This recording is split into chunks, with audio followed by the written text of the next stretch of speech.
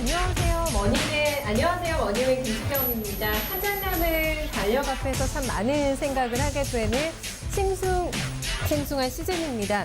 연초에 비트코인 열풍을 지나서 이례적인 폭염 기간이 여름에도 상당히 길었죠. 그 이후에는 대북 이슈, 최근에는 미국과 중국의 G2 이슈까지 정말 치열하고 어떻게 보면 다이나믹했던 올 한 해이지 않을까 싶습니다.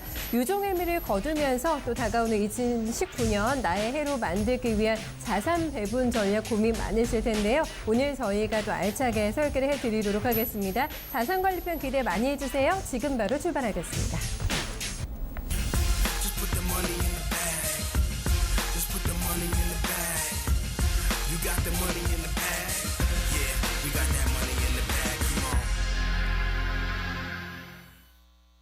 네, 여러분들과 함께 소통하면서 오늘도 자산관리편을 진행을 한번 해보도록 하겠습니다. 전화와 SNS 통로는 언제든지 열려 있으니까요. 저희한테 문의 주세요. 서울전화 325-8200번으로 문의 주시면 저희가 또 최대한 성실하고 빠른 답변 도와드리고 있고요.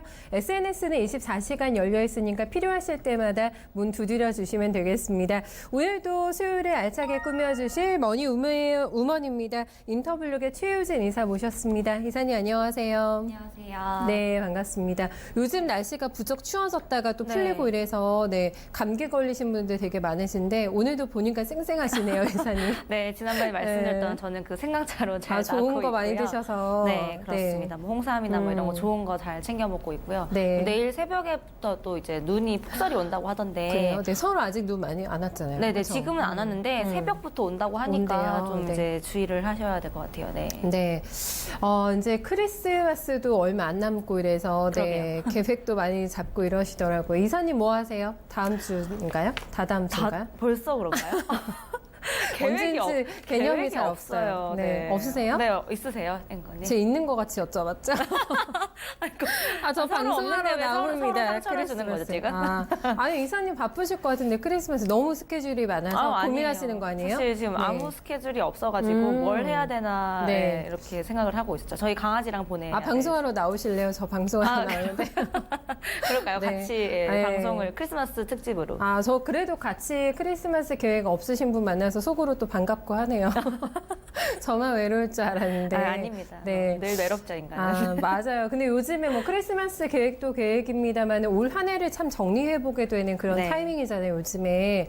재테크 글쎄요, 뭐 암흑기였다고 볼 수도 있지 않을까. 2018년이 많이 어려웠던 것 같아요. 네. 그렇죠. 그렇죠. 사실 뭐 지난 우리가 이 1년 동안을 돌아보면은 아까 앵커님이 잘 이제 말씀해 주셨다시피 사실 뭐 굉장한 열풍도 불었었고 그게 그대로 그 열기가 가자 이렇게 이제 갔었으면 좋았을 텐데 사실 그 이후부터 이제 뭐 전체적인 여러 가지 뭐 미국 연준의 스탠스라든지 그리고 뭐 미국과 중국의 그런 통상 마찰 같은 그런 것들 때문에 굉장히 안 좋게 이제 글로벌 그 증시가 하락을 했다가 잠깐 지나가는 거라고 생각했는데 이게 굉장히 오랫동안 횡보장으로 기속되고 그리고 뭐 있잖아요. 올해뿐만 아니라 내년도 이슈되지 않을까 그쵸. 계속 싶어요. 근데 사실 뭐 이번 달도 뭐 그 12월 초에는 사실 이제 미국과 중국의 약간 휴전 상태다 이래서 조금 이제 시장이 안정을 찾는 듯 했지만 결국엔 다시 또 이제 미국채가 금리 이제 역전이 되면서 글로벌 경기가 둔화되는 게 아니냐 또 이런 이제 시각들이 나오고 있어서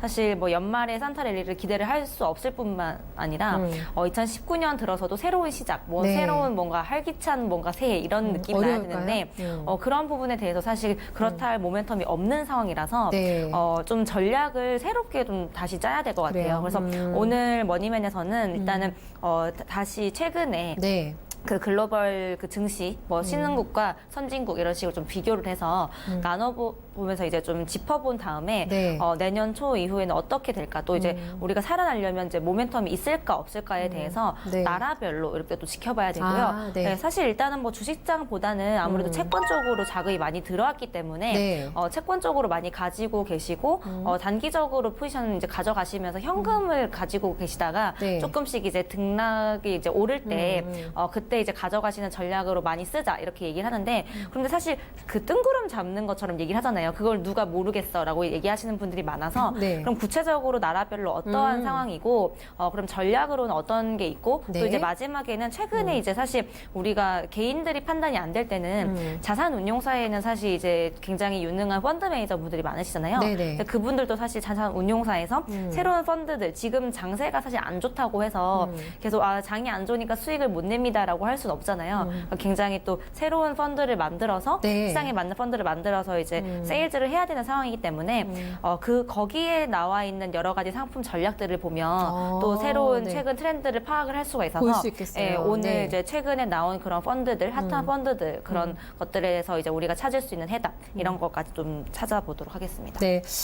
돌아보면 참 그렇습니다. 이제는 끝이겠지, 마지막 주례겠지 했지만 또 가다 보면은 새로운 또 지뢰가 생기고 하면서 이렇게 12달을 좀 힘들게 걸어왔던 것 같습니다. 글쎄요, 내년 경제 성장도 그리 전망이 밝지는 않다라는 얘기가 나오면서 다시 한번 좀 분위기가 무거워지고 있는데요. 바꿀 수 없다면은 내가 바꿔야겠죠. 네, 시장의 흐름에 맞춰서 내 포트폴리오를 변화시키는 게 또 내년에도 살아남을 수 있는 전략이 되지 않을까 싶은데 그 방법론에 대해서 오늘 좀 구체적으로 저희가 알려드리는 시간 가져보도록 하겠습니다.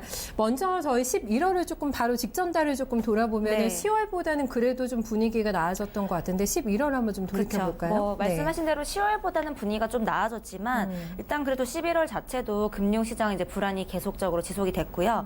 11월을 좀 돌이켜 보면은 네. 10월 이제 글로벌 주식시장 급락 이후에 그 여진이 아직까지도 계속 이제 진행이 되고 있는 상황이고요. 네. 아까도 말씀드렸다시피 사실 뭐 미국과 중국의 뭐 통상 마찰이 이어지는 거는 다들 공공연하게 알고 계신 상황이고 도대체 언제 끝나냐, 언제 평화협정을 맺을 거냐 이런 얘기가 하고 있는데 또 양국의 뭐 그런 보복 관세가 우려된다. 제가 이제 머니맨에서도 뭐 중국과 미국 이렇게 특집으로 각각 나라별로도 한번 다뤄드린 적이 맞아요. 있었는데요. 네. 그런 이제 글로벌 경기 둔화 가능성과 그리고 중앙은행 스탠스에 대한 경계감 네, 그리고 경제 전망치가 전체적으로 하향을 보이고 있습니다. 뭔가 경제 전망치라는 게 네. 선행되는 게 있고 또 후행되는 게 있고 동행이 되는 게 있는데 전체적으로 지금 모든 경제 지표 자체가 하향으로 이제 되고 있기 때문에 썩 이제 그 전망이 좋지 못하다 이런 얘기가 나오고 있고요. 일단 시장 변동성 확대로 금융 자산에 대한 비중을 확대를 하기보다는 네네. 현금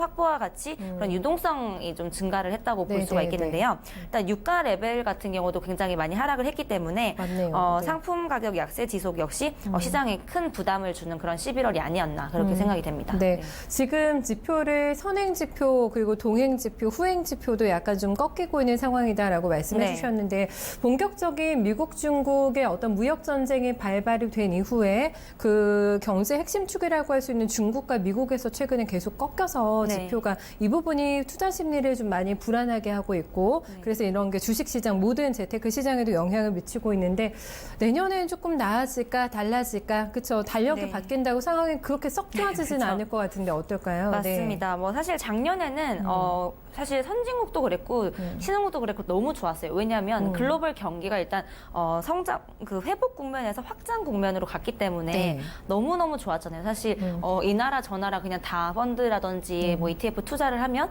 다 호황기였기 때문에 네네. 뭐 선진국 뭐 신흥국 나눌 거 없이 굉장히 좋았지만 그때는 뭐 수익의 격차를 따졌었던 때였잖아요. 그때야말로 또. 예. 저축 외에 투자를 해야지 이렇게 이제 쉽게 돈을 벌 수 있는데 그래서 위험 자산 확대가 굉장히 공격적으로 진행됐던 그쵸. 한 해였죠. 근데 네. 내년은 사실 굉장한 변화의 시점이고 그 변화에 수용을 하고 이제 자산 관리를 해야 되는 시기라고 이제 보여지는데요.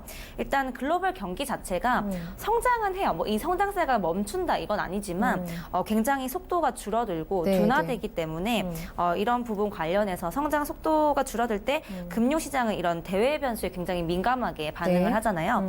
그래서 이제 변동성과 그런 이제 그 리스크를 고려를 해서 포트폴리오나 이런 기대 수익률을 좀 조정을 하셔가지고 좀 작년이나 재작년보다 네. 왜냐하면 회복 국면에서 사실 확장 국면으로 갈 때는 굉장히 기대 수익률도 막 몇십 %대로 해서 맞아. 누가 더 잘 가냐, 뭐 어디들 들어가야 되나 뭐 이런 전략을 했는데 지금은 그런 기대 수익률을 사실 안타깝지만 확 줄여야 되는 그냥 은행에 저축하는 것보다 좀 나은 투자 그 정도. 보수적이고 물가 상승률보다 조금 더 우리가 방어를 할 수 있는 그 정도 선에서 기대 수익률을 좀 낮춰야 된다는 점이 하나가 있겠고요. 네. 그리고 자산 관리 관점에서도 그런 위험 자산과 안전 자산의 비중이라든지 국가에 대한 조정을 좀 대응을 해야 됩니다. 그러니까 작년 같은 경우는 몇몇 러시아라든지 이런 나라들 이제 정치적인 리스크가 있는 나라들 제외하고는 사실 전체적으로 너무 좋았잖아요. 뭐 저희도 짚어드렸던 뭐 베트남, 뭐 말레이시아 이런 거 다 좋았다가 네. 나중에 결국에는 이런 미국과 중국 발발의 이런 이제 통상 마찰이 오면서부터 네. 신흥국이 전체적으로 이제 싱크 상태가 되고 다 이제 안 좋았는데 그 안에서도 그러면 좀 장기적으로 볼 때 네. 어느 나라가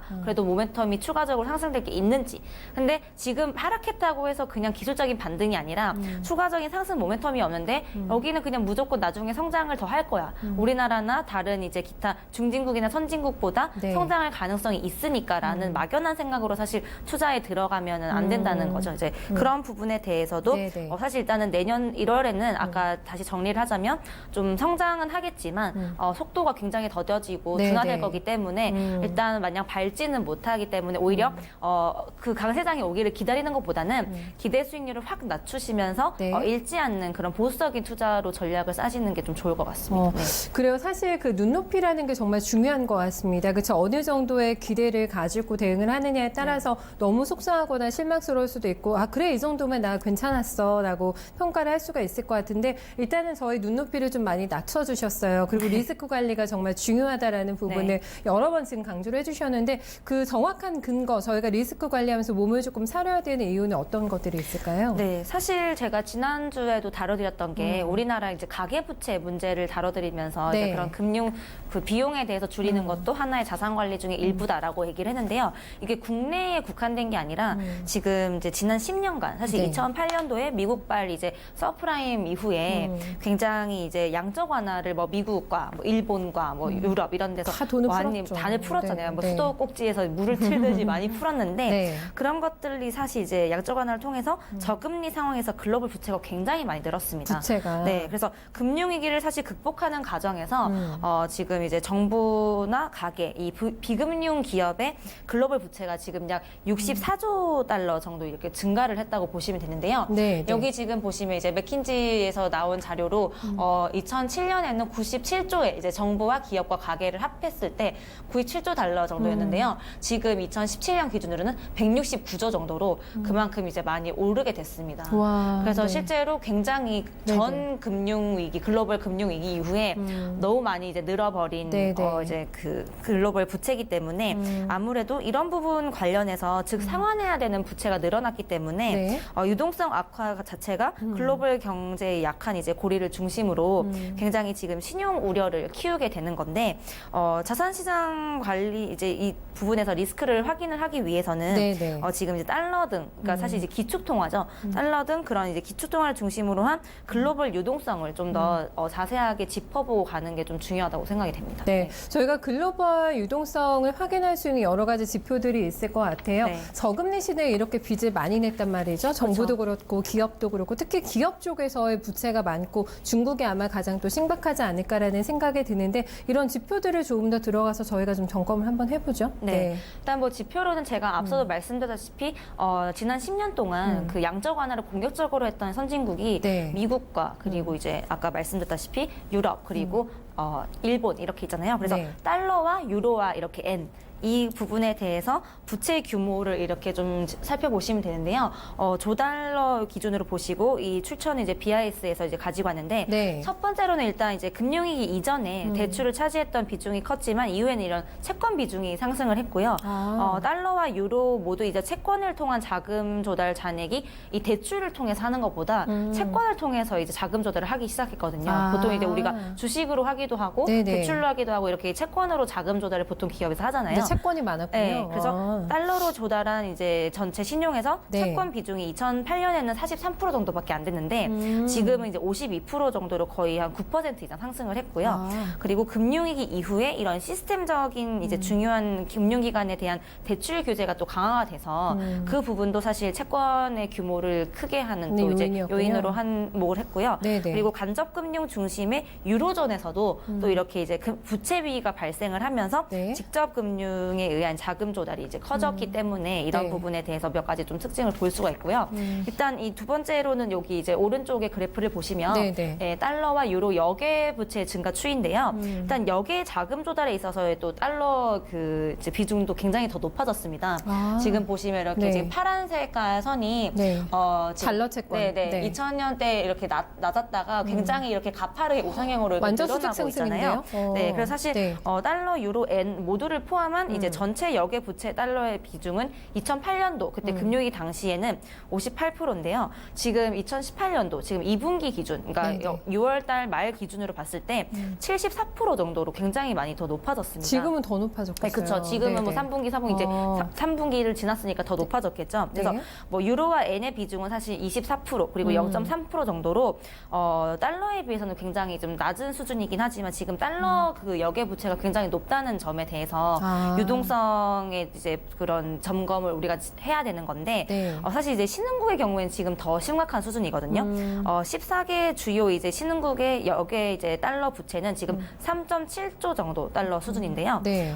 외화 부채 가운데 지금 85% 정도가 달러 표시로 이제 부채가 발행이 되고 있다고 합니다. 네, 네. 그렇기 때문에 이제 달러의 의존도 자체가 지금 이제 그 달러 상승 자체가 글로벌 자금 조달 여건이 지금 미국의 통화 정책과 이제 달러 가치 변화에 굉장히 이제 민감한 영향을 받는다는 건데, 네. 근데 사실 저번에도 제가 정답은 미국밖에 없다라고 네. 이제 말씀드렸던 거잖아요. 맞아요. 사실 지금도 네. 계속 미국이 금리를 점진적으로 올리고 있기 때문에 이런 것들이 신흥국 그리고 뭐 중국과의 뭐 무역 마찰도 있지만 네. 여러 가지 그런 부분이 가장 큰 부분인데 지금 전 세계적으로 그 양적 완화를 통해서 이렇게 글로벌 부채가 늘어났는데 네. 그 중에서도 지금 달러에 대한 역외 부채가 굉장히 비중이 높고 그런 신흥국도 지금 미국이 금리를 올리면서 힘들어지고 있는데 그렇죠. 그 달러에 대한 의존도가 85%가 넘는다는 거는 굉장히 지금 높은데? 사실 근데 다들 네. 보시면은 달러가 더 이제 강세가 될 거다. 네, 네.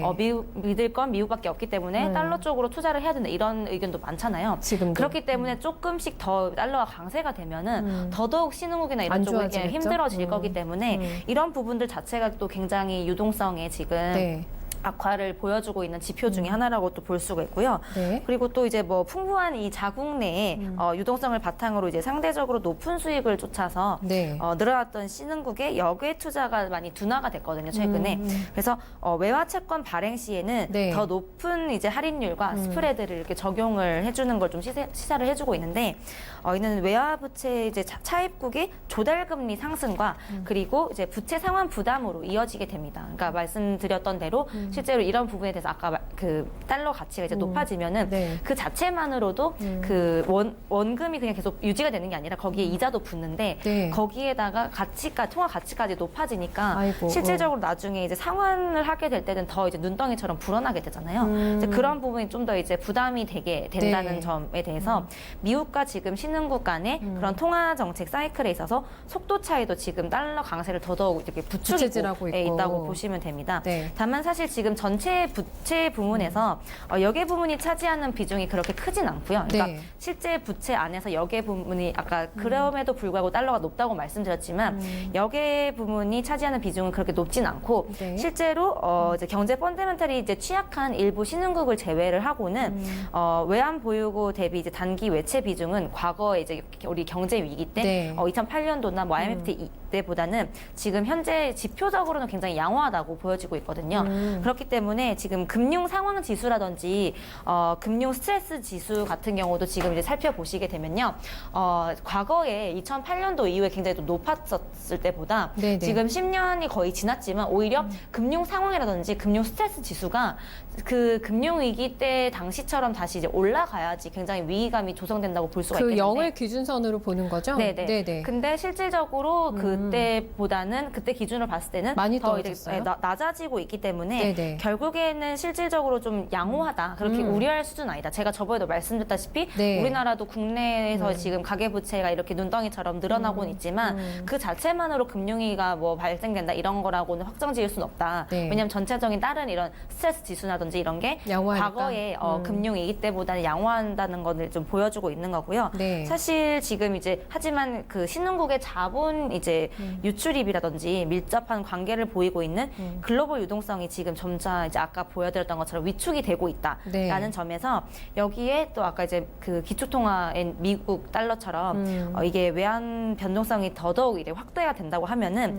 신흥국 부채의 잠재적 리스크를 더더욱 이제 부각을 시킬 키우니까. 수가 있잖아요. 네, 네. 그래서 중장기 관점에서는 이 리스크 관리에 대한 꾸준한 모니터링이 필요하고 네. 더더욱 제가 아까 말씀드렸던 그런 글로벌 부채 규모가 늘어나는 것 그리고 미국의 통화 정책 그리고 미국의 달러의 그 외환 변동성에 대해서 네. 이 세 가지 키포인트는 좀 지켜보시면서 대응을 하셔야지 2019년에 자산 관리 시장을 좀 대응을 하면서 네. 자산을 어디다가 배분할 수 있을까 이런 것들을 우리가 볼 수 있을 것 같아요. 네.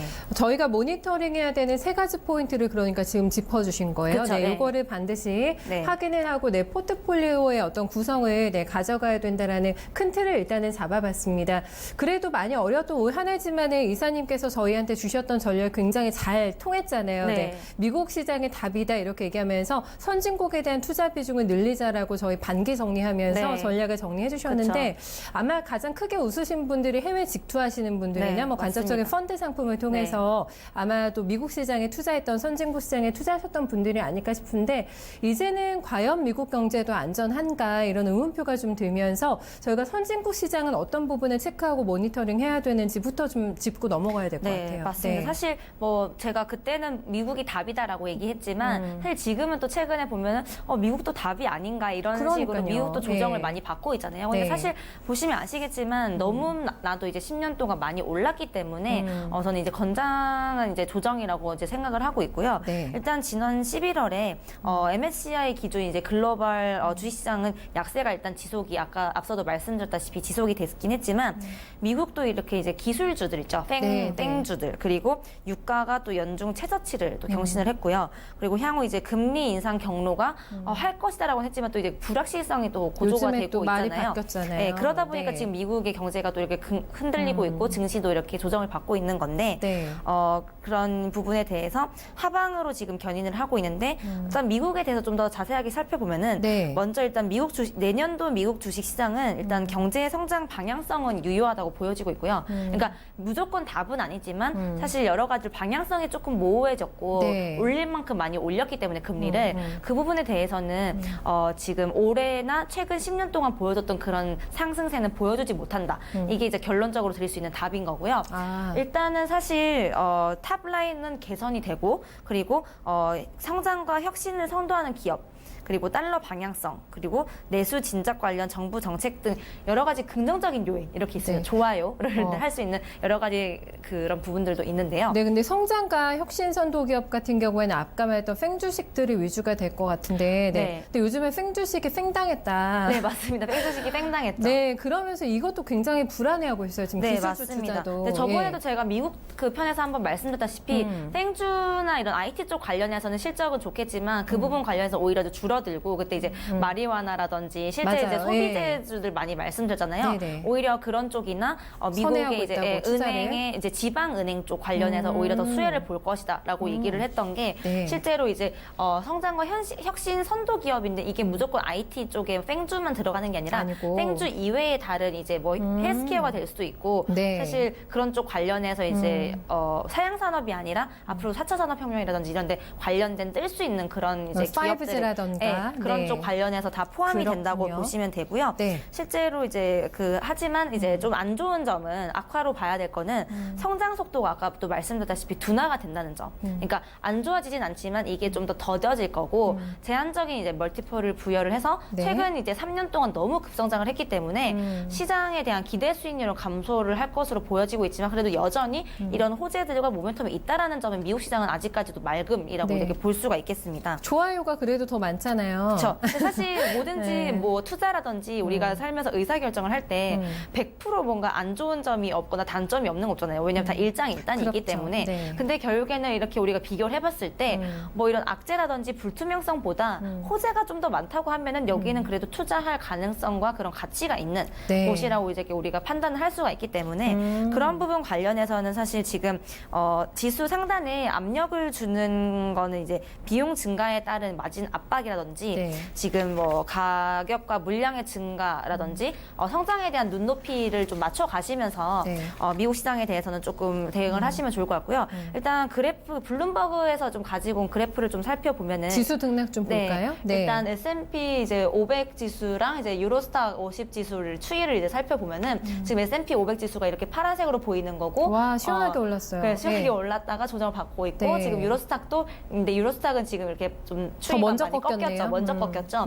사실 이제 이런 부분에 대해서 우리 보면요. 네. 2019년도에 우리가 이제 S&P 500 기준으로 베이스 케이스 지수 밴드는 지금 한 2,570선에서 3,100선 정도까지 포인트로 이렇게 전망을 하고 있습니다. 네. 네.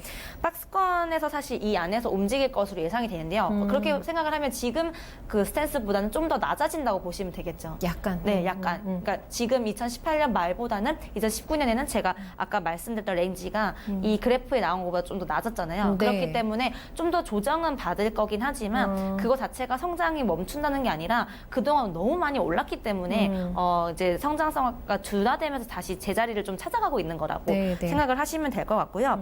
일단은 우상향 흐름은 이렇게 계속 이어질 것으로 보이긴 합니다. 네. 지수 트레이딩 전략이 그래서 유효하다고 생각이 되고요. 업종 투자 전략은 아까도 이제 말씀드렸던 네. 성장과 이제 혁신 관련해서는 땡주뿐만 아니라 이제 헬스케어라든지 네. IT 또 이제 자유 소비재 이렇게 사실 뺑주 같은 경우는 거의 IT 쪽이라기보다는 좀 더 플랫폼 기업에 더 가깝잖아요. 그쵸. 근데 그런 쪽 말고 아까 말씀하셨던 뭐 5G라든지 이런 네. 쪽 관련된 거 그리고 자유 소비재라든지 커뮤니케이션 뭐 통신 쪽 관련된 서비스 부동산 업종 아, 그때도 요즘 이제 커뮤니케이션 잘 나가요. 네, 네. 부동산이라든지 부동산? 그리고 이제 뭐 지방 은행 쪽 관련해서는 제가 저번에도 미국 시장 다뤄드리면서도 자세하게 네, 네. 알려드렸었는데 그쪽으로 성장과 밸런스 안정을 전체적으로 갖출 수 있는 그런 바벨 포트폴리오를 좀 구성을 하셔서 미국 시장은 네. 그래도 계속적으로 우리 포트폴리오에 꼭 담고 가셔야 되는 것 중에 하나다라고 네. 이제 말씀을 드리고 싶은. 네, 여기 뭐 선진국 시장의 11월의 흐름을 보니까 닥스하고 까크하고 FTSE 지수가 안 좋았습니다. 그쵸. 상대적으로 확연하게 차이가 나는데 이렇게 되면 유럽 경기 내년에 괜찮을까? 네, 이런 좀 의문표가 그쵸. 걱정이 네. 또 스멀스멀 드는데 유럽 쪽 분위기 어떨까요? 네, 유럽 네. 시장도 사실 이런 엇갈리는 경제 지표로 인해서 좀 향후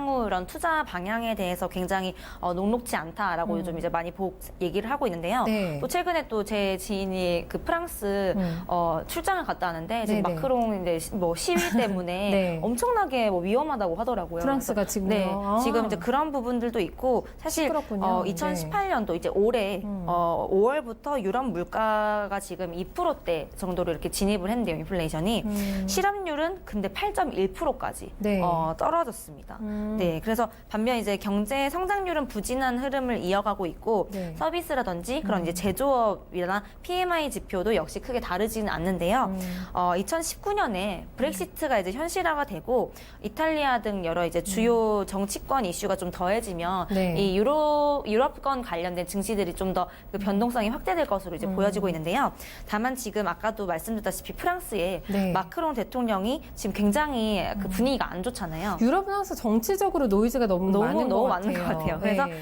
추진 중인 지금 유럽 개혁안이 계획대로 사실 진행이 된다고 하면은 네. 유럽 내 리스크는 축소될 것으로 보이지만 사실 지금 프랑스 쪽에 이제 시위라든지 이런 여러 가지 분위기를 보면 굉장히 살벌하거든요. 그래요. 그래서 이 추진 중인 유럽 개혁안이 제대로 좀 순진하게 갈 것이라고는 사실 보여지고 있지 않기 때문에 좀 이 부분에 대해서는 네. 우리가 정치학적이거나 지정학적 리스크가 또 굉장히 증시나 이런 이런 데 영향을 많이 많이 끼치잖아요. 미치죠. 네. 그래서 이런 부분 관련해서는 그 유럽과 관련해서는 네. 정치적인 리스크가 워낙 크기 때문에 하지만 저희가 예측하기 가장 어려운 또 분야기도 하고. 그렇죠. 네. 뭐 이거는 엎을 수도 있잖아요. 그렇죠. 간발의 차이나 이런 걸로. 네. 그렇기 때문에 이런 부분 관련해서 조금 그 대응을 해야 되기 때문에 저는 오히려 이거는 우리가 경제 지표나 이런 걸로 아까 앵커님 말씀하신 것처럼 불가항력이 우리가 예상을 할 수가 없거든요. 그쵸. 예측을 할 수가 없기 그래서 때문에 어려운 거고. 오히려 저는 그래서 유럽 시장은 조금 피해가자 그래요? 주의입니다. 왜냐하면은 잘 모르기 때문에 네. 그리고 아까도 이제 S&P 500 지수랑 유로스탁 50 지수랑 이제 비교를 해드렸을 때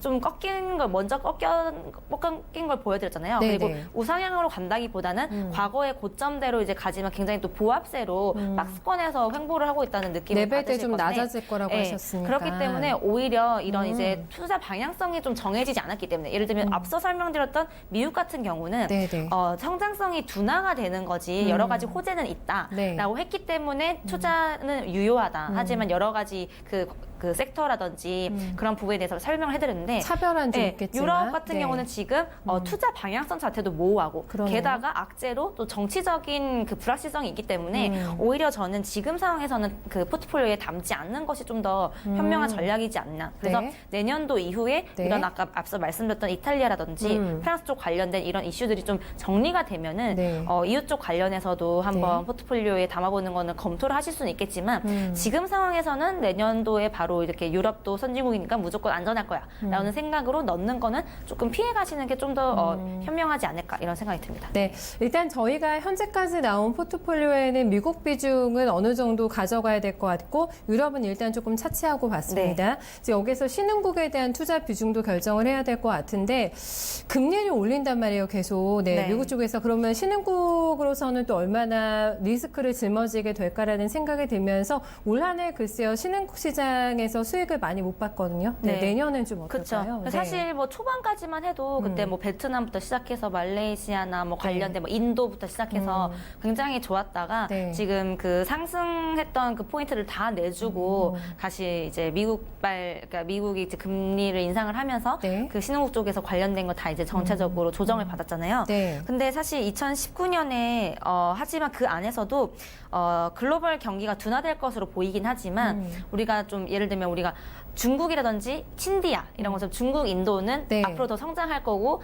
뭐 제2의 포스트 차이나다, 뭐 베트남이다 이런 식으로 계속적으로 지켜보고 모니터링 해야 되는 그런 나라들이 있잖아요. 신흥국 네. 안에서도. 그래서 몇 개 좀 꼽아보자면 일단 2019년에 대선이 종료하면서 정치적인 불확실성이 해소될 수도 있는 일단 인도네시아를 네. 한번 주목할 필요가 있다고 인도네시아. 생각이 네. 됩니다. 네. 그리고 인도 같은 경우도 우리가 한번 저번에도 짚었었는데요. 봤어요. 네. 저번에 한번 제가 말씀드렸던 게 인도도 경제가 다시 조금 최근에 여러 가지 글로벌 경기가 워낙 안 좋다 보니까 다시 좀 주춤하긴 했지만 그때 제가 한번 설명드렸을 때 네. 워렌 버핏이 이제 중국 쪽 투자라든지 이런 걸 다 정리를 하고 인도에 이제 페이먼트 회사를 인수를 했다. 아, 저희 봤었죠. 네, 그때 네, 한번 네. 이제 그러면서 인도 시장을 한번 제가 설명을 해드렸었는데요. 그런 것처럼 사실 이제 올해 연중 사상 최고치를 사실 인도가 갱신을 했었습니다. 그래서 유가 상승이라든지 인프라 투자 회사인 그 ILFS라고 하는 네. 그런 이제 회사의 채무 불이행 선언으로 연초 이후에는 그 상승을 했던 분을 전부 다 반납을 하긴 했는데요. 근데 중장기적인 관점에서는 제가 아까도 말씀드렸다시피 네. 그런 버크셔 해서웨이 같은 그런 큰 펀드가 이제 들어와서 워렌 버핏이 간접적으로 투자를 했다라는 네. 점 자체도 굉장히 큰 호재고 매력적이라고 이제 보여지고 있거든요. 민간 소비 확대가 지금 지속되는 가운데서는 인프라 투자 모멘텀이 지속될 것이라고 이제 보여지고 있고요. 근데 사실 인도 같은 경우도 우리가 막 발리우드다, 뭐 이렇게 실리콘밸리에 뭐 준하는 뭐 IT 쪽 관련된 선진국이다 강자가 이렇게 많죠. 하지만 네. 뭐 카스트 제도라든지 이런 것들 민주화가 덜 돼서 사실 그런 부분들 관련해서 중국보다 뭐 페이먼트 기술이라든지 이런 것들이 잘 못 되고 있었는데 민주화라든지 여러 가지 사회적인 이슈들이 해결이 되면서 네. 그런 것들도 더 중국보다 더 크게 파급 효과를 이제 받을 수 있다는 점을 다들 노리고 있는 것 같은데요. 네. 사실 유동성 위기에 대한 이제 우려가 불식되진 않았지만 아까 말씀드렸던 이제 연초에 그 굉장한 사상 최고치를 그 달성을 했지만 그 인프라 투자 회사였던 그 ILFS라고 하는 네. 회사가 채무 불이행으로 이제 하면서 그게 굉장한 악재로 그 상승했던 거 다 브레이크가 반납을 다 했는데 걸렸고. 사실 정부가 네. 이 ILFS라는 그 기업을 인수를 했습니다. 나라에서 인수를 했다는 말이죠. 이제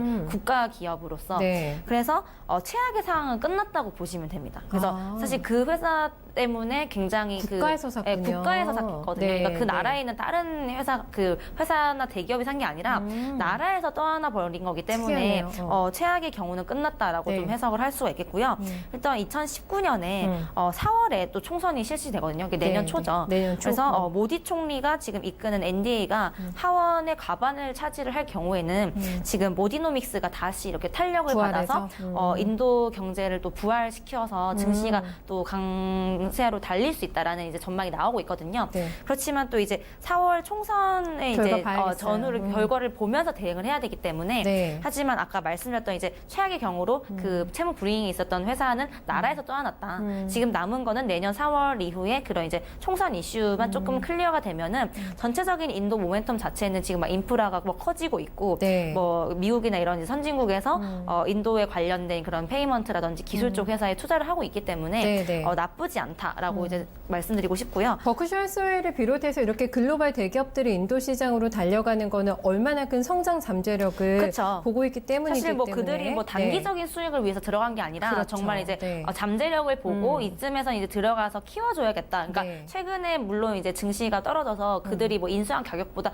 떨어졌을 수 있겠지만 사실 이거를 뭐 매각을 하거나 뭐 매도를 하지 않는 이상은 실질적으로 뭐 수익이든 네. 손실이든 발생한 게 아니잖아요. 뭐 평가 손실이거나 평가 그쵸. 그래서 네. 그런 부분에 대해서 일단은 큰 손들이 들어와 있다라는 점 자체가 인도에 또 굉장히 큰 매력 중에 하나니까 네. 내년도에 한번 총선 이후에 네. 전후로 한번 움직임을 또 모니터링 해보시는 것도 신흥국의 나라 전략 중에 하나일 것 같습니다. 4월이 기로점이 될 것 같아요. 네. 네. 가장 핵심은 그래도 중국이니까 네. 신흥국에서 그쵸. 중국 어떨까요? 중국도 이제 뺏어 먹을 수가 없겠죠. 근데 이제 중국 같은 경우도 11월 주식시장에서 중국 한 1% 정도대로 하락했는데요. 근데 하지만 11월에 1% 정도대면 우리 뭐 코스피 코스닥보다 덜 내렸네라고 하겠지만 네. 10월에 거의 8% 정도 떨어졌었기 네네. 때문에 낙폭과 이제 비교를 했을 때는 뭐 11월에 하락폭은 줄었지만 반등이 없고 더 빠진 거잖아요. 계속적으로 이제 빠지고 있지만 그 쑥쑥 빠지는 그게 좀 더 안정화됐다. 하지만 계속 하락세가 가고 있다. 네. 그 미중 마찰에 대한 우려로 이제 계속적으로 여전히 그 약세 흐름을 타고 있는데요. 네네. 다행히 사실 정부 이제 중국 정책 당국의 그 경기 부양 조치가 지금 지속이 되고 있고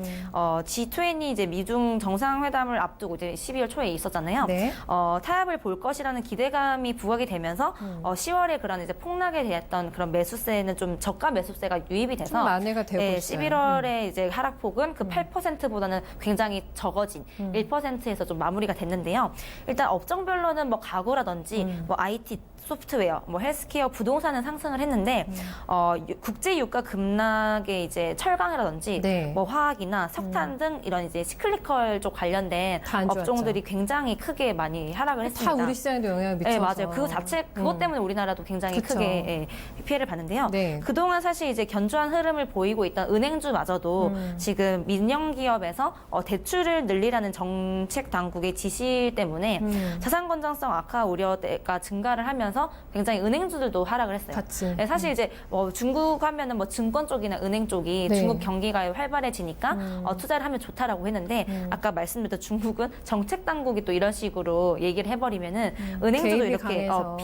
피해를 보게 되는 네, 거거든요. 네. 왜냐면 저도 얘기 들었는데 중국 현지에 있는 사람들이 은행을 믿지 못해서 중국 은행에 돈을 맡기거나 빌리지 않는다고 하더라고요. 그러니까 그 정도로 되게 불신이. 그런 거에 대한 불신이 강하다고 네, 볼 수가 네. 있는 건데 근데 실제로 이제 한편 이런 시장의 약세 쪽에서는 외국인들이 오히려 이제 월간 한 359억 위안 정도의 중국 A주를 순매수를 하면서 10월에 이제 매도해서 네. 매수세로 이렇게 전환은 됐었는데 샀군요. 네, 하지만 네. 지금 올해, 지금 12월, 지금 막달에 미국 연준의 통화 정책 기조를 살펴보면서 대응을 해야 되기 때문에 네. 일단 중국 시장의 방향성을 보려면 더더욱 저는 또 시간이 필요하다고 생각됩니다. 약간 이제 아까 말씀드렸던 선진국의 유럽 시장처럼 네. 중국 시장도 방향성이 지금 없어요. 가장 오리무중이죠, 사실. 네, 그렇기 때문에 사실 하단에 대한 그 하방이 떨어지는 거는 제가 정부의 경기 안정화 조치로 하방 경직성은 지금 확보를 했거든요. 네. 네, 그래서 떨어지는 칼날은 더 이상 아닌 것 같아요. 근데 떨어져 있는데 이걸 사실 그러면 줍고 승천을 해야 되잖아요. 그렇죠. 네, 그래서 제가 저번에도 말씀드렸다시피 하반기 때 중국 시장 뭐 지금 조정이니까 담아야 된다라고 10월 달에 막 한참 전문가들이 얘기했는데 네, 아니라고 아니다. 하셨잖아요. 더 떨어질 거니까 잡지 말라고 했는데 정말 네, 그게 네. 해답이었고 실제로 지금 그러면 거의 다 떨어졌는데 그럼 지금 담아도 되나요? 라고 이제 할 수도 있겠지만 그러면은 상승될 만한 모멘텀이 있을 때 담는 게 좋거든요. 그렇죠. 근데 지금 네. 사실 방향성이 없어요. 아직은? 그 상승할 만한 모멘텀이 없기 때문에 여전히 부재하거든요. 그런 부분에 대해서는. 그래서 좀 긴 호흡을 가지고 좀 더 중국 주식시장을 여전히? 바라봐야 된다고 생각을 하고 있고요. 하지만 또 과거에 우리가 2013년이나 네네. 2015년도를 또 되돌아보면은 네. 그때 또 잠잠하게 또 중국이 있다가 횡보장에서 갑자기 이렇게 또 차이나 급등을 투자 하는 붐이 네, 일었잖아요. 그래서 늘 예. 신흥국은 그런 점 때문에 다들 그때 투자할 거 이렇게 하시는 분들이 굉장히 많으신데 사실 지금은 또 그래서 지금 자체가 매수의 기회라고 얘기를 하는 또 전문가들이 많은데 네. 저는 오히려 이렇게 방향성이 정해지지 않았을 때는 오히려 투자를 해서 섣불리 그냥 진짜 속된 말로 존버라고 우리가 이제 가지고 있는 것보다는 비자발적인 장기 투자를 하는 것보다는 현금으로 가지고 계시다가 모멘텀이 생겼을 때 들어가셔서 수익을 실현하시는 게 훨씬 더 좋은 전략이기 때문에 네. 지금 상황에서는 저도 중국도 유럽처럼 2019년 초반에도 담지 않는 거. 예, 그게 좀 더 현명한 포트폴리오가 아닐까 그렇게 생각이 듭니다. 중국도 빼주셨어요. 네, 그쵸? 중국도 네. 과감하게 유럽과 중국 뺐습니다. 네. 비자발적인 장기 투자가 참 사람을 지치게 하기 그럼 때문에 너무 지치죠. 그렇죠. 네. 네, 너무 심리적으로 휘말리죠. 치우칠 수가 있기 때문에 네. 일단 저희가 육체적인 정신적인 건강을 위해서 불안한 거 조금 뺄게요. 네. 중국도 좀 차치를 했고 원자재 시장의 핵심인 이 러시아와 브라질 분위기도 궁금합니다. 어떨까요? 네, 저번에 제가 이제 러시아 같은 경우는 상장 기업의 거의 한 7, 80%가 뭐 유가 쪽 관련된 기업이라서 그러면 유가 상승하면은 러시아 증시 투자하면 좋지 않냐라고 보통 이제 그렇게 생각하시잖아요. 네, 제가 그래서 러시아 나라 특집에서 말씀드렸었는데 네. 아니다. 네. 지정학적 리스크, 정치적 리스크가 아. 있기 때문에 차라리 유가 등락하는 거에 대한 뭐 ETF라든지 그런 유가 관련 투자 원유 상품을 선물에 투자하는 선물에 하는 게 차라리. 좋지. 실제로 이것 때문에 러시아에 투자하는 거는 굉장히 좀 위험한 발상일 수 있다라고 이제 그때 말씀드렸던 네. 적이 있었거든요. 러시아 증시도 마찬가지로 좀 횡보장을 계속적으로 보일 것으로 예상이 되고요.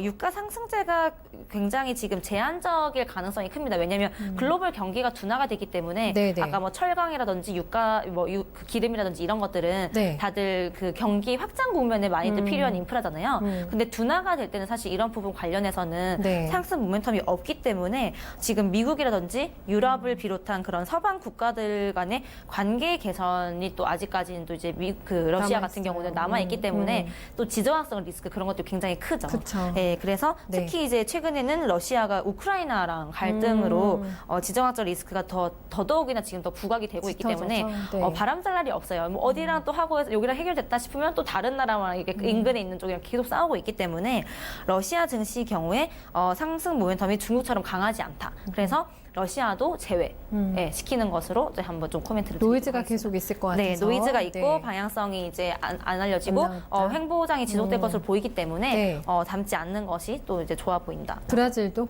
같이. 네, 브라질 같은 경우는 네. 사실 또 이제 정치적인 건데요. 보우소나루 대통령의 사회 구조 개혁 진행 여부에 달려 있는데요. 네. 이것도 사실 뭐 인도에서 아까 뭐 모디 총리 얘기처럼 네. 이 대통령의 이제 진행 여부가 굉장히 클 텐데 특히 최근에 그런 연금 개혁 통과 여부에 좀 주목할 필요성이 있을 것 같은데요. 연금 브라질. 개혁? 네. 아직 하원에 수많은 이제 소규모 정당이 있어서 네. 연금 개혁 통과를 위한 협상에는 다소 시간이 걸릴 것으로 보이기 때문에 아까 뭐 인도 시장처럼 뭐 4월에 총선이 있다거나 이런 네. 게 아니라 이 연금 개혁 통과에 대해서는 사실 뭐 기한이 뭐 정해진 게 없으니까. 없어요. 기약이 없어요. 네. 그렇기 때문에 이건 언젠가 이게 통과가 되면은 증시가 오를 거야라는 아니한 생각으로 사실 또 가지고 있기에는 또 네, 굉장히 네. 또 불안정한 이제 투자기 답답하겠어요. 때문에 느낌 오네요. 예, 네. 이런 부분에 관련해서도 좀 확실하게 좀 움직임이 보이고 난 후에도 브라질도 움직일 가능성이 크기 때문에 이 점에 대해서 좀 모니터링 하시면서 대응을 하시면 좀 답을 찾으실 수 있지 않을까 생각이 알겠습니다. 됩니다. 네. 뭐 통과돼야 되는 거니까 저희가 네. 네, 시한이 없기 때문에 약간 좀 기다림이 길어질 것 같아서 브라질도 네. 큰 메리트 찾지 못해서 일단 포트폴리오 자산에서 조금 빼는 쪽으로 정리를 한번 해보도록 하겠습니다. 요즘에 워낙에 글로벌 경기 자체가 이제 미국까지도 흔들리다 보니까 안전자산 3인방이 인기잖아요. 네. 첫 번째는 금, 네. 그다음에 달러와 세 번째가 미국의 단기채. 맞습니다. 인기가 상당히 많다고 네. 하는데 그래서 저희가 선진국 비중을 가져갈 때 미국 단기채에 대한 투자는 어떻게 하는 게 좋을까요? 네, 사실 이제 유동성 확보를 위해서 이런 미국 단기채 투자 검토는 굉장히 좀 좋은 전략으로 네. 이제 보고 있는데요. 사실 미국 단기 금리가 지금 10년 이래 가장 높은 수준으로 지금 상승을 하고 있거든요. 맞아요. 네, 네. 그래서 실제로 미국 국채 3개월물 금리는 2.4% 정도로 지금 S&P 500 기업의 배당 수익률이 한 1.9% 정도인데요. 훨씬 그거보다 높네요. 0. 이제 한 5% 정도 이제 높다고 보시면 되는 거니까 네, 네. 굉장히 더 승산이 있는 거죠. 그래서 미국의 지금 단기 금리가 상승을 하면서 네. 미국 단기채 펀드라든지 ETF의 지금 자금 유입도 굉장히 빨라지고 있는 건데요. 네.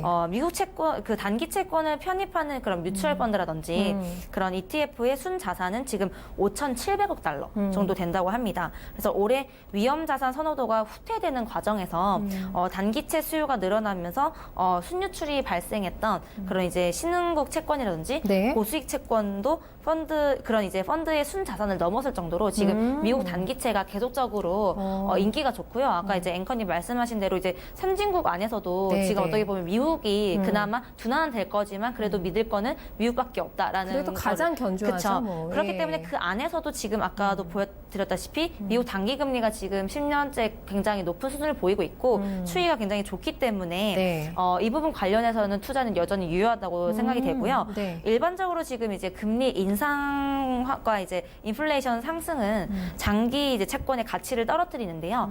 단기 채권의 같은 경우에는 금리 변화에 덜 민감하기 때문에 특히 이런 이제 금리 인상 시기에는 더 네. 투자 매력도가 높습니다. 사실 미국이 계속 이렇게 금리를 인상을 네, 하고 네. 있는 거잖아요. 그러면서 증시라든지 뭐 신흥국도 마찬가지고 전체적으로 지금 조정을 받고 네. 불확실성이 이어지고 있는 거기 때문에 그럴 때일수록 더더욱 이런 이제 금리 인상 시기에 이렇게 단기채의 매력도가 높다고 전해주는 거고요. 단기채 포트폴리오 내에서 안전자산으로서 이렇게 위험자산이랑 분산 효과를 누릴 수가 있기 때문에 네. 꼭 그 선진국 포트폴리오 안에 미국과 그리고 미국 단기채 그 관련된 투자는 꼭 포함을 해서 들고 가시면은 네. 좋을 것 같습니다. 네. 요즘 이런 분위기에 정말 딱이다. 왜 인기 있는지를 알겠어요. 그렇죠? 네, 굉장히 그쵸. 내 자산의 안정감을 네. 가져다 줄 수 있는 투자 상품이 되지 않을까라는 생각을 해보게 됩니다. 앞서서 저희 오프닝에서 얘기해 주시면서 이런 유명한 펀드 매니저들이 있는 네. 자산 운용사에서는 어떤 상품을 내놓을까 이런 걸 보면 큰 힌트를 얻을 수 있다고 하셨잖아요. 네네. 네. 그 동향을 한번 좀 보면서 좀 짚어볼까요? 최근에 네. 이제 앞으로 출시될 예정과 그리고 네. 이제 뭐 11월과 10월 말 이렇게 가장 최근에 이제 설정된 그런 나오는 이제 것들. 트렌디한 펀드들의 네. 그 운용 전략, 투자 전략을 보면은 아까도 이제 말씀드렸다시피 최근에 이런 이제 뭐 여러 가지 변동세가 큰 장세에서 네. 어떻게 대응할 것인지에 대한 답을 찾을 수가 있는데요. 궁금해요. 일단 네. 과거에 사실 우리가 그 경기가 회복 국면에서 확장 국면으로 갈 때는 네. 정말 바이 앤 홀드 전략이 맞았잖아요. 그러니까 우량주 관련된 거나 뭐 저평가주 관련된 거 사서 그렇게 바이 앤 홀드하는 전략이 정통적으로 먹혔는데 네. 지금은 사실 그 전략이 먹히지 않잖아요. 맞아요. 네. 그렇기 때문에 사실 최근에 나왔던 이제 상품 중에 하나는 그 유리자산 운용에서 나온 게 있는데요. 그 12월 17일 날 이렇게 이제 나올 예정인 거고요. 아직 안 나왔어요. 네, 이제 네. 곧 나올 출시될 따끈따끈한 그런 네. 펀드라고 보시면 됩니다. 사실 이제 공모펀드 가운데서는요, 네. 처음으로 이 시간외 대량 매매인 블록딜을 주요 전략으로 쓴 상품이라고 블록딜이요? 보시면 좋을 것 같습니다. 네.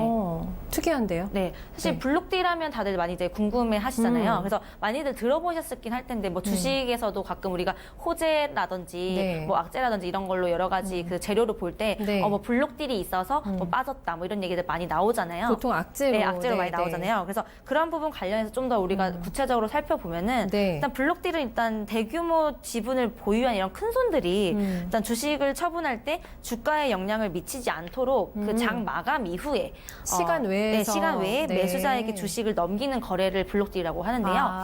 네, 실제로 이렇게 기관 투자자를 끌어들이기 위해서 종가보다 통상 한 3%에서 10% 정도 가량 할인해서 거래가 된다고 합니다. 네네. 네, 그래서 시장가보다 싼 가격에 주식을 살 수 있지만 지금 대규모 자금이 필요해서 기관 투자자의 전유물로 여겨져 온 투자법인데요. 네네. 그래서 일단 개인들은 하기 어려운 이제 자금력이 되는 기관 투자자들만 이제 할 수 있는 거지. 그 정도 할인율을 적용받아서 할 거면. 네네. 근데 이 펀드 자체는 올해는 지금 17일부터 이제 판매가 되겠지만 포트폴리오의 70% 이상을 채권으로 담을 계획이라고 하고요. 단기채를 지금 투자하네요. 안정적으로.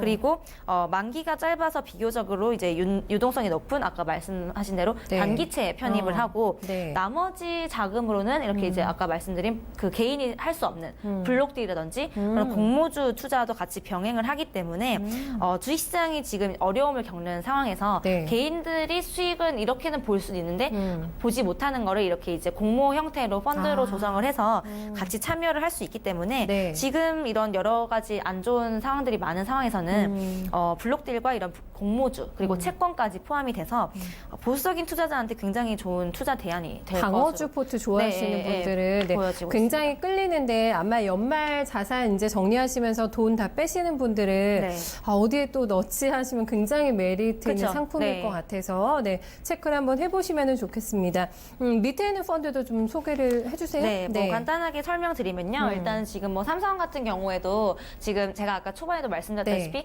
뭐 작년, 재작년 같은 경우는 워낙 시장이 좋았기 때문에 그 인플레이션이라든지 이런 것보다는 훨씬 뛰어넘는 그런 높은 기대 수익률이 있었지만 지금 같은 경우 제가 이제 앞서도 말씀드렸다시피 기대 수익률을 확 낮추라고 말씀드렸잖아요. 그래서 삼성에서 나온 것도 목표 인플레이션 보통 이제 2%에서 3% 정도인데요.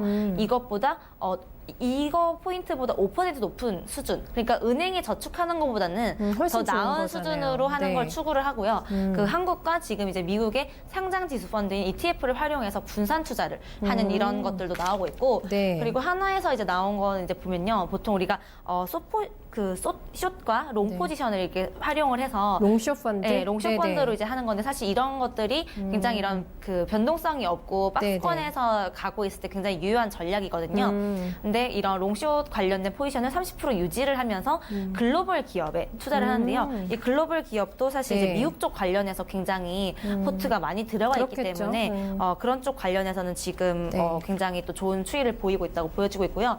마지막에도 뭐 신한 같은 경우도 비슷하게 롱숏인데 사실 지금 전체적인 시장 상황에서는 롱숏 그 자체가 지금 유효한 전략으로 보여지고 있잖아요. 그래서 일단은 좀 특이한 점으로는 앞으로 출시된 예정인 이 블록딜로 나오는 게 최초로 이렇게 나오게 된다는 점이 좀 시장의 특이한 점이라는 것과 그리고 기대 수익률도 이렇게 펀드에서도 잡다시피 목표 인플레이션보다 조금 높은 수준으로 이렇게 확 낮춰서 가져가시면서 잃지 않는 투자를 하셔야 된다는 전략을 또 배울 수 있겠고 그리고 롱숏 그 투자를 하시는 전략으로 많이들 이제 그 펀드도 나오고 있으니까 관련해서 이제 개인적으로 직접적인 투자를 하시는 분들도 간접적으로 투자를 하시는 분들도 이런 전략들을 좀 참고를 하셔가지고 개인적으로 하실 때도 하시면 좋을 것 같습니다. 인기 되게 많을 것 같아요. 저희가 첫 번째 봤던 그리고 다 최근에 나온 펀드 소개시켜 주셨는데 공통점이 일단은 선진국에 대한 투자 비중이 많다. 그리고 안전을 좀 선호하는 그런 중심으로 돼 있다라는 걸 저희가 캐치를 하면서 혹시 펀드 상품에 관심 있으신 분들은 좀 참고를 또 해보시면 좋겠습니다. 내년에도 준비하는 여러 가지 저희가 틀을 조금 잡아드렸는데 마지막으로 좀 정리 한번 해볼까요? 앞서도 이제 말씀드렸다시피 결국에는 그래도 주축은 이제 미국이 되고요. 선별적으로 제가 이제 뭐 다른 나라별로 국가별로 짚어드린 점에 대해서는 저점이라고 그냥 담지 마시고 상승 모멘텀이 있는 것에 한해서만 개별적으로 나라별로 좀 담아가시는 게 좋고요. 그리고 미국 같은 경우도 상승세는 유지는 되겠지만 둔화가 된다라는 점을 확인을 하시면서 첫 번째로 제가 이제 짚어드렸던 그 유동성에 대해서 우리가 지켜봐야 된다고 했잖아요. 그래서 그 달러에 대한 변동성이라든지 그런 거랑 이제 글로벌 이제 부채에 대해서 어떻게 이제 진행이 되는지 이런 부분들 좀 잘 살펴보시면서 실제로 그 현금 비율 이제 그러니까 비율을 많이 가지고 있는 게 굉장히 좀 중요한 부분이니까요. 사실 뭐 지금 12월에 되게 많이 정리하시면서 싱숭생숭하신 부분들 많으실 텐데 내년 초에도 그렇게 심기일전해서 공격적으로 가시나기보다는 잃지 않게 좀 이렇게 보수적으로 대응을 하시면서 아까 이제 최근에 나와 있는 그런 이제 훌륭한 펀드들 전략들 참고하셔서 2019년에도 좋은 자산 배분 전략 세우셨으면 좋겠습니다. 저희 또 든든하게 또 내년에 기약하는 포트폴리오 또 자산 배분 전략을 짜주셔서 오늘도 좋은 내용 잘 들었습니다. 이사님 수고 많으셨어요. 네, 지금까지 최우진 이사와 함께했습니다. 내년도 녹록지는 않을 것 같습니다. 여기서 방향만 잘 맞춘다면은 그래도 시장을 조금 이길 수 있는 매매를 저희 머니맨과 함께 하실 수 있지 않을까 싶은데요. 그때그때 상황에 맞게 저희가 또 잡아드리기 때문에 이런 큰 틀을 잡고 계시고 구체적인 또 투자 전략을 계속해서 또 머니맨에서 함께 제공해 드리도록 하겠습니다. 저는 최우진 이사와 함께 여기서 인사드릴게요. 함께 해주신 여러분 고맙습니다. 수고하셨습니다.